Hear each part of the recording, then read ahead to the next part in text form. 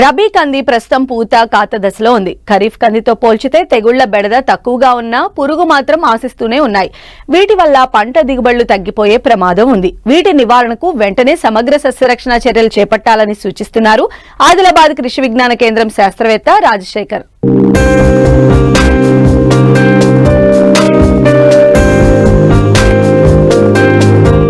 అపరాలలో ముఖ్యమైన పంట కంది. తెలుగు రాష్ట్రాల్లో అధిక విస్తీర్ణంలో ఖరీఫ్లో సాగు చేస్తారు రైతులు. అయితే ఇటీవల చాలా ప్రాంతాల్లో రబీలో రెండో పంటగా స్వల్పకాలిక రకాలను సాగు చేస్తున్నారు. వివిధ ప్రాంతాల్లో ప్రస్తుతం పూత కాత దశలో ఉంది.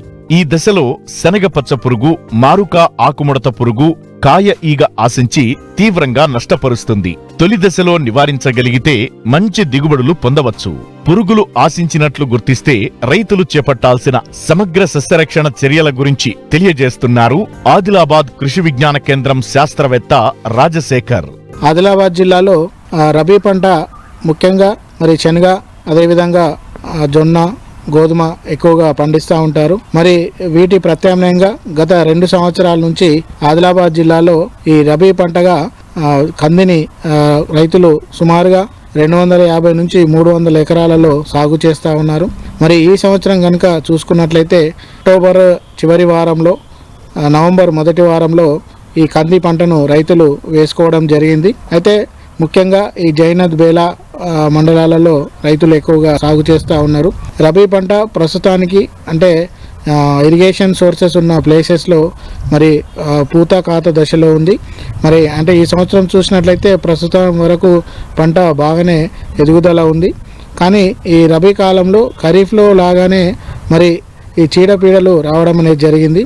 అదేవిధంగా ఎత్తు కూడా ఉండాల్సిన దానికంటే మరి సగం ఎత్తుగా ఉంది. అంటే మోకాల ఎత్తు మందమే ఉంది. సో ఏదేమైనా కూడా కొంత మొక్కల సంఖ్య మరి ఖరీఫ్తో పోలిస్తే సుమారుగా డబుల్ మొక్కల సంఖ్య ఎకరానికి వేయడం, అంటే 8 నుంచి 10 కిలోలు రైతులు వేయడం జరిగింది. కాబట్టి దాని పరంగా దిగుబడి కూడా కొంత డబుల్ వచ్చే అవకాశం ఉన్నది.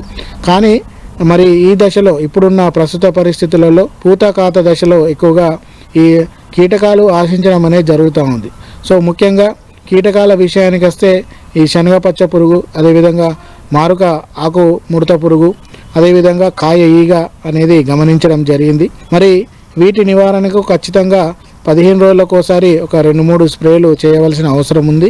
ముఖ్యంగా ఈ మూడింటి నివారణకి ఫ్లూబెండమైడ్ ఎకరానికి 40 మిల్లీలీటరు లేదా లాంబ్డాసైలోత్రిన్ క్లోరాంత్రినిప్రోల్ అనే మందు ఎకరానికి 80 మిల్లీలీటర్లు లేదా ఇండాక్సోకార్బ్ ప్లస్ నొవలురాన్ అనే మందు ఎకరానికి 330 మిల్లీలీటర్లు. ఈ మూడింట్లో ఏదైనా కూడా అంటే ఆల్టర్నేట్గా పిచికారీ చేసుకున్నట్లయితే ఈ యొక్క పురుగులను నివారించుకోవచ్చు. అదేవిధంగా ముఖ్యంగా కాయ ఈగ కూడా కాయ లోపల ఉండి ఎక్కువగా నష్టపరుస్తూ ఉంటుంది. కాబట్టి కాయ ఈగ నివారణకి థయాక్లోప్రిడ్ అనే మందు ఎకరానికి 300 మిల్లీలీటరు మరి 200 లీటర్ల నీటిలో కలిపి పిచికారీ చేసుకున్నట్లయితే కాయ ఈగను కూడా నివారించుకోవచ్చు. సో ఈ విధంగా ముఖ్యంగా మరి ఖరీఫ్తో పోలిస్తే రబీలో ఎండు తెగులు సమస్య తక్కువగా ఉన్నా కూడా ఈ కీటకాల సమస్య ఎక్కువ ఉంది. కాబట్టి వాటిపైన దృష్టి సారించాలి. ఇకపోతే మరి ఉష్ణోగ్రతలు ఇప్పుడు జనవరి ప్రాంతం నుంచి ఎక్కువగా మనకు అత్యధికంగా ఉష్ణోగ్రతలు నమోదు కావడం జరుగుతూ ఉంది. సో దానికి అనుగుణంగా ముఖ్యంగా రబీ పంటలో మరి నీటి వినియోగం అనేది ఎక్కువగా ఉంటుంది. కాబట్టి వీలైనంత వరకు భూమి తడిపేటట్లు మరి ఇరిగేషన్ అనేది స్ప్రింక్లర్ ద్వారా ఇవ్వాల్సిన అవసరం ఉంటుంది. సో అది చూసుకోవాలి.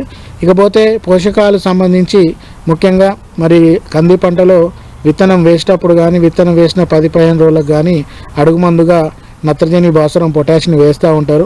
మరి ఇప్పుడు పంట చివరి దశలో ఉంది కాబట్టి ఇప్పుడు పంట అడుగు మందుగా వేసినా కూడా తీసుకొని పరిస్థితి ఉంటుంది.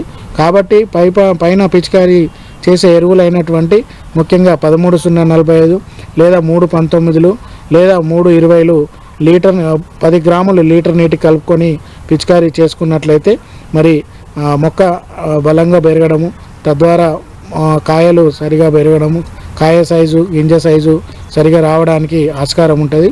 మరి ఈ పోషక ఎరువులను పురుగు తెగుళ్ళ మందుతో కలిపి కూడా పిచికారీ చేసుకోవచ్చు. సో ఈ విధంగా ముఖ్యంగా నీటి వినియోగము, పైపాటుగా పోషకాల పిచికారీ, అదేవిధంగా చీడపీడల పైన దృష్టి సారించాల్సిన అవసరం ఉంది. ఈ విధంగా దృష్టి సారించినట్లయితే మంచి దిగుబడి వచ్చే అవకాశం ఉంటుంది.